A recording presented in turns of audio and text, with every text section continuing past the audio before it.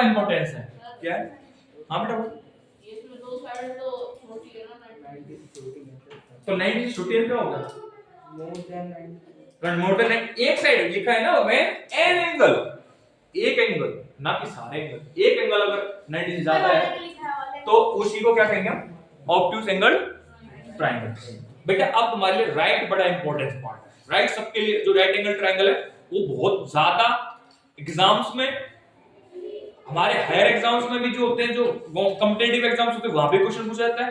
मतलब 7th 8th 9th 10th इन तीनों बेटा ये हर बार पूछा जाएगा। राइट एंगल को अच्छे से समझ लेना, राइट एंगल की property 7th 8th 9th 10th ये तीनों में होगा, मैं पहले बता दी है, तो इसको मैं अच्छे से डिफाइन करूंगा, बहुत अच्छे से समझना। थर्ड है राइट एंगल ट्रायंगल। क्या है?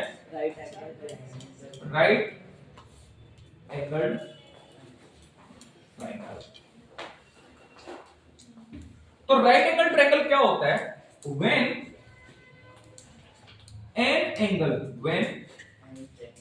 an angle of a triangle, when an angle of a triangle is proper 90 degree, is proper 90 degree, या सिंबल ऑफ 90 डिग्री बात करें, सिंबल ऑफ 90 डिग्री, तो बेटा कभी बार ऐसा उल्टा है जैसे घुमा देते हैं, तो इसी को हम कहते हैं सिंबल ऑफ 90 डिग्री। सौरभ बेटा concept symbol of 90 degree clear हो गया। अब बात करते हैं यहाँ पे प्रॉपर्टी, यहां से शुरुआत होती है। सिंबल ऑफ 90 डिग्री में मान के चलो मैंने यहां से लिया, अब यहां से प्रॉपर्टी इसकी शुरुआत होती है, ठीक है, ए बी एंड सी। तो 90 डिग्री का एंगल यहां बढ़ेगा, तो मतलब एंगल किस पे बना हुआ है? ए पर, तो angle A is equal to 90 degree. अब सुनना है बच्चों, जो जहां 90 डिग्री का एंगल बनता है उसको हम क्या क्या कहते हैं? उसको बेटा हम कहते हैं परपेंडिकुलर। क्या कहते हैं? परपेंडी। पहला परपेंडिकुलर भी कह सकते हैं, दूसरा उसे क्या कह सकते हैं? एल्टीट्यूड, और तीसरा हाइट। हाँ बेटा, हाइट आता है, परपेंडिकुलर आता है, एल्टीट्यूड। एल्टीट्यूड हमारी बुक में बेटा चैप्टर पढ़ने से पढ़ के मैंने तो वो क्वेश्चन ही दिया। एल्टीट्यूड है, एल्टीट्यूड वर्ड आता है। एल्टीट्यूड मतलब क्या होता है? इन तीनों का मतलब क्या होता है? हाइट। मतलब तीनों का मतलब एक दूसरे के इक्वल है, कैसे सिनोनिम्स कह सकते हैं हम इसको। क्लियर हो गया बेटा? इसके जो जस्ट नीचे वाला जो पार्ट होगा उसको कहेंगे बेटा बेस। क्या बोलेंगे? क्या बोलेंगे? बेस। क्या बोलेंगे? बेस। बेस। बेस अगर आपका है तो जिसके नीचे वाला क्या होगा? बेस। बेस। और उसके जस्ट सामने वाले को हम क्या कहेंगे? हाइपोटेन्यूज। मतलब हाइपोटेन्यूज, हाइपोटेन्यूज कहते हैं, हाइपोटेन्यूज। क्लियर हो गया? हाइपोटेन्यूज के बाद में यहां तक क्लियर हो गया, कोई डर। अब इसकी प्रॉपर्टी के बारे में अच्छे से समझना। प्रॉपर्टी नंबर 1 क्या है? प्रॉपर्टी नंबर 1 कहती है कि हाइपोटेन्यूज का स्क्वायर, किसका? हाइपोटेन्यूज का स्क्वायर बराबर होगा परपेंडिकुलर के स्क्वायर प्लस बेस के स्क्वायर के बराबर। अभी रुको बेटा, प्रॉपर्टी नंबर 1 समझ में आ गया? The square of perpendicular and the square of base and their sum is equal to the hypotenuse, the square of hypotenuse। समझ में आ गया क्या बोला? The square of perpendicular and the square of base and their sum is equal to square of hypotenuse. Clear हुआ? बिल्कुल clear है। तो अगर बराबर है तो वो राइट एंगल ट्रायंगल की कैटेगरी में आएगा। मान के चलो मुझे कुछ 3 नंबर्स दे रखे हैं। क्या दे रखे हैं? 3 नंबर, 3 साइड्स हैं। क्या है? 3 साइड्स हैं, और 3 साइड्स में मैंने लिया A B 3 centimetre, BC 4 centimetre and AC is 5 centimetre. AC is 5 centimetre. अब ये बताना है कि ये जो 3 साइड दे रखी हैं, ये तीनों साइड एक राइट एंगल ट्रायंगल कंस्ट्रक्ट करेंगी या नहीं। अगर राइट एंगल ट्रायंगल कंस्ट्रक्ट करेंगी तो ये तो प्रॉपर्टी ये बराबर होनी चाहिए जो प्रॉपर्टी बताइए, तो इसी को क्या बोलेंगे, ठीक है, क्लियर हो गया। तो अब मान के चलो मैंने एक बात बताई थी कि जब कभी भी कोई तीन साइड दे रखी है, क्या दे रखी है, तीन साइड दे रखी है, उन तीनों साइड में जो सबसे बड़ा नंबर होगा ना, वो hypotenuse biggest number is known as, biggest number is known as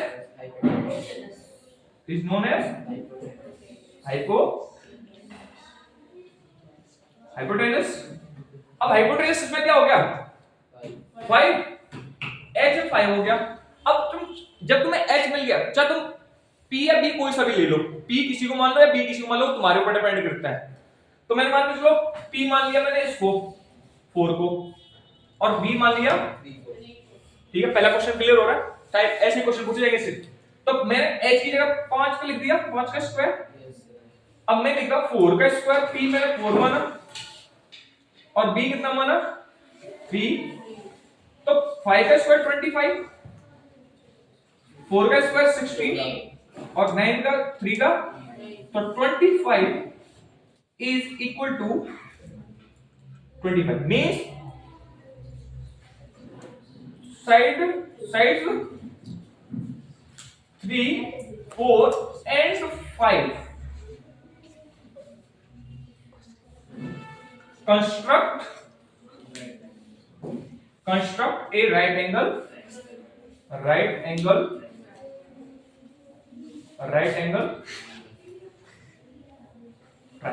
construct right angle type. Property number 1 clear हो गई। प्रॉपर्टी नंबर में कोई डाउट है प्रॉपर्टी नंबर 1 में? अब बात करते हैं आपका प्रॉपर्टी नंबर 2 के बारे में। किसके बारे में? Property number 2। Property number 2। Property number 2। Property number 2 क्या कहती है?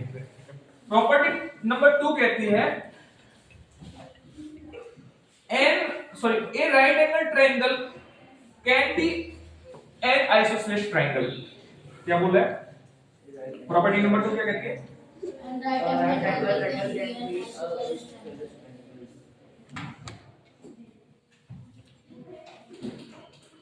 A property number 2, property number 2 and sorry a right angle triangle can be an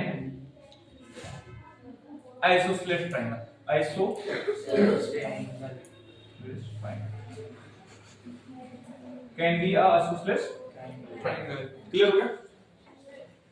हाँ बेटा पूछे कुछ? क्लियर मीन्स मान के चलो ये तो 90 डिग्री का होगा ही होगा, मतलब ए बी सी। तो अगर ये 90 डिग्री का है तो तीनों एंगल का सम कितना होता है? 180। तो एंगल ए और एंगल सी कितने हो सकते हैं? देन एंगल से A is equal to angle C और is equal to 40 degree. Clear हो गया? ज्यादा कोई डाउट है किसी को? देखो प्रॉपर्टी नंबर 2 क्लियर हो गई? प्रॉपर्टी नंबर 2 क्लियर है? यस। प्रॉपर्टी नंबर 3 क्या कहती है? Property number 3। अब प्रॉपर्टी नंबर 3 क्या कहती है? प्रॉपर्टी नंबर 3 कहती है कि अगर मान के चलो आपको, अब ट्रायंगल क्या होता है? क्वाड्रिलेटरल में मिक्स हो जाता है। क्वाड्रिलेटरल में क्या होता है? मिक्स हो जाता है। तो वहां फिगर बन जाती है, तो वहां पे एक एरिया निकालने के लिए क्वेश्चन आ सकता है एरिया वगैरह। तो मैं इसको बेस दूंगा तो प्रॉपर्टी नंबर 3 समझा। प्रॉपर्टी नंबर 3 क्या कहती है कि अगर मान के चलो कोई राइट एंगल ट्रायंगल कंस्ट्रक्ट हो रहा है किसी भी क्वाड्रिलेटरल में, क्या है? किसी भी क्वाड्रिलेटरल में अगर ट्रायंगल कंस्ट्रक्ट हो रहा है, पहले यहीं से बात करते हैं। तो बेटा अगर बात की जाए ए बी सी, ठीक है, तो अब मैं बात करता हूं यहां पे एरिया पैरामीटर के लिए केस में। किसके लिए प्रॉपर्टी नंबर 3? किसके बेस के लिए? Area and parameter. तो एरिया पैरामीटर में क्या होता है बेटा? एरिया फॉर्मूला होता है इसका 1/2 बेस इनटू हाइट। याद रखना 1/2 बेस इंटू, ठीक है समझा। और दूसरा पेरीमीटर की बात की जाए, पेरीमीटर होता है द सम ऑफ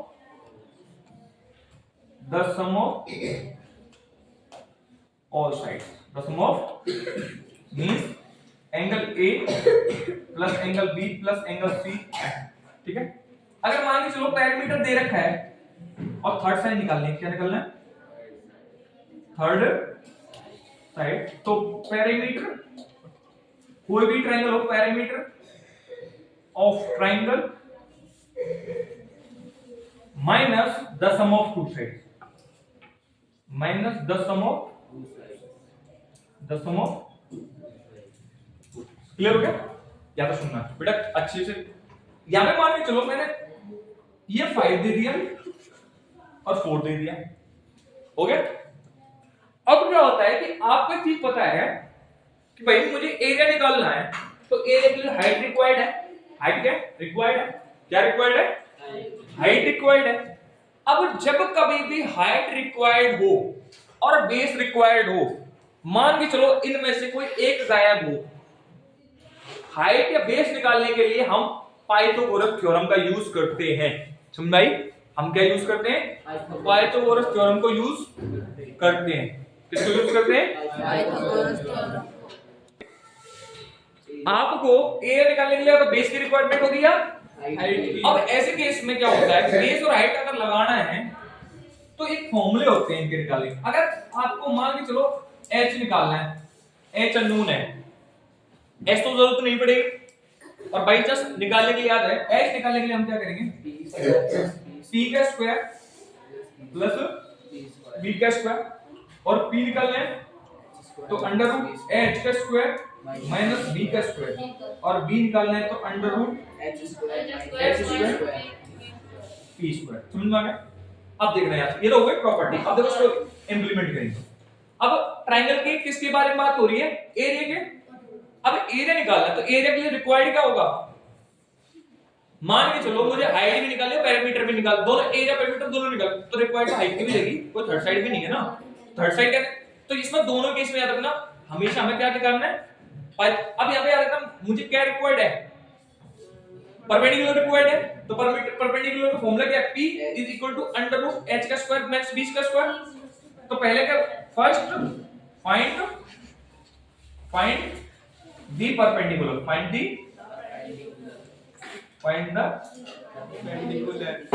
तो परपेंडिकुलर फाइंड करोगे तो तुम्हारा यहां पे क्या हो गया, तो p is equal to h square minus b square. तो h कितना है 5, तो 5 का स्क्वायर माइनस बेस कितना है 4 का स्क्वायर। नेक्स्ट, अब क्या है कि आपको क्या करना है, तो p is equal to 25 minus 16। तो 25 को पहले इसको 25 माइनस 16 करोगे तो कितना आएगा, नो किसका स्क्वायर है 3। तो p की वैल्यू कितनी हो गई 3 सेंटीमीटर, कितनी हो गई 3 सेंटीमीटर अगर इसकी वैल्यू होगी। अब चाहो तो तुम चाहे पेरीमीटर निकालो चाहे एरिया निकालो, सारे तुम निकाल सकते हो, ठीक है। क्या निकाल सकते हो, तो आपका क्या हो गया 3 सेंटीमीटर क्या होगी, परपेंडिकुलर हो गया। तो परपेंडिकुलर हो गया तो आप क्या निकाल सकते हो, अब चाहो तो तुम चाहे एरिया निकालो चाहे पेरीमीटर। तो अगर मान लो एरिया निकालना है तो एरिया फॉर्मूला क्या है 1/2 इनटू बेस इनटू, तो हाइट कितनी होगी, हाइट होगी तुम्हारी 3 सेंटीमीटर और बेस कितना है 4। तो इसको काटो 2 2 2 तो 6 सेंटीमीटर स्क्वायर तुम्हारी होगी क्या एरिया। देन पेरीमीटर निकाला, पेरीमीटर ऑफ ट्रायंगल निकाला, राइट एंगल ट्रायंगल। तो तीनों साइड है तो a plus b plus c means या ab plus bc plus ab plus bc plus ac। तो ab कितना है ए बी है तुम्हारा 3 सेंटीमीटर और बी सी है तुम्हारा 4 सेंटीमीटर और ए सी है 5 सेंटीमीटर। तो 5 और 4 9 और 9 और 3 12 12 सेंटीमीटर तुम्हारा पेरीमीटर हो गया। समझ आ गया? Yes sir. जब कभी भी राइट एंगल ट्रायंगल का केस है या 1/2 बेस इनटू हाइट आ जाए और कभी भी एक साइड मिसिंग हो, या तो बेस हो ना या एल्टीट्यूड ना हो, तो पहले हमेशा पाइथागोरस थ्योरम यूज की जाएगी, तभी देन आप क्या कर सकते हो, एरिया या पेरीमीटर निकाल सकते हो। क्लियर है? यहाँ तक किसी बच्चे को डाउट रह गया हो? देखो क्लियर है? चलो आगे। अब बात करते हैं प्रॉपर्टी नंबर 2 की।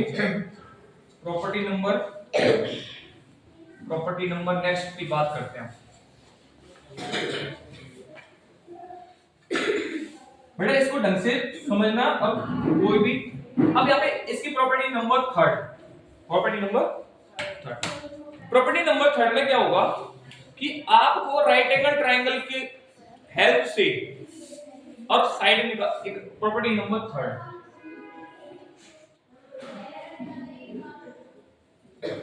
प्रॉपर्टी नंबर मैंने बोला A B 5 centimetre, then A C is 6 centimetre and a right angle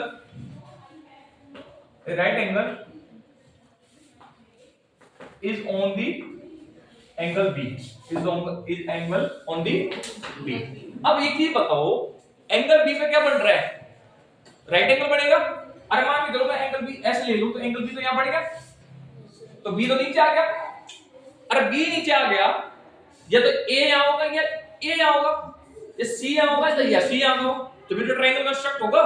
yes sir. इनकी हेल्प से देखा जाए ट्रायंगल कंस्ट्रक्ट करना है, करोगे कैसे?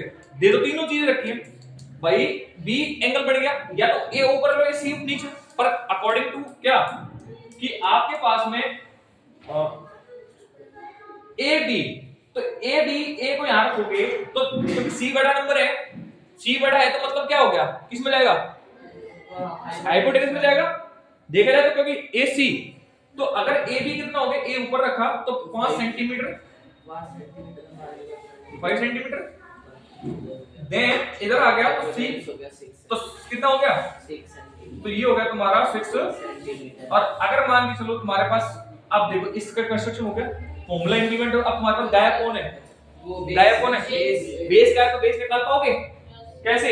h² तो बेस निकालने के लिए फॉर्मूला है under root h² minus, square. तो तुम्हें h पता है, h कितना है? ये 6 और p कितना है? 5 36 माइनस 25, तो मतलब अंडर रूट 11, तो 11 तो किसी का होता नहीं, तो इसको यहीं छोड़ देंगे, तो तुम्हारी बेस कितना हो गया? Under root. पर तुम्हारे लिए ऐसा नहीं है, तो तुम्हारे लिए सॉल्यूशन के लिए आता है वो पर्टिकुलर वैल्यू किसी ना किसी का स्क्वायर वो जरूर होगा, पर ये हमेशा नहीं। हां अगर पॉइंट में आएगा तो नहीं निकालेंगे। पॉइंट नहीं, बेटा पॉइंट में आते नहीं, स्क्वायर रूट वो अलग से, स्क्वायर रूट अलग मेथड है, वो एक तरीके से पढ़ो। क्लियर हो गया? प्रॉपर्टी तो 3 क्लियर हो गई। किसी को डाउट रह गया? सर ऐसा कभी आ जाए कैसे? ऐसे कुछ एग्जाम में आ सकता नहीं तुम्हारे लिए इस क्लास में नहीं है, 7 में, ये आते 9th और 10th के बेस पे, या 8 में होता है, 8 में भी होता है, अगर प्राइवेट बुक्स है तो प्राइवेट पब्लिशर की बुक है तो वहां ये पूछी जा सकती है, या किसी एग्जाम में जा रहे हो देने तो किसी भी कॉम्पिटिटिव एग्जाम में दे रहे हो तो वहां कोई भी कॉम्पिटिटिव एग्जाम जैसे 9th में सैनिक स्कूल का होता है वहां पे ये पूछा जा सकता है, वहां तो अंडर रूट आ सकता है, तो वहां ध्यान रखना। क्लियर हो गया? प्रॉपर्टीज को क्लियर हो गई? बिल्कुल क्लियर है। अब बात करते हैं बेटा इससे आगे थोड़ा सा रिवीजन और अबाउट एंगल्स के बारे में, ढंग से पूरा एंगल के बारे में डिफाइन पढ़ेंगे अभी थोड़ा सा। क्या पढ़ेंगे? अब किसके बारे में पढ़ेंगे? अबाउट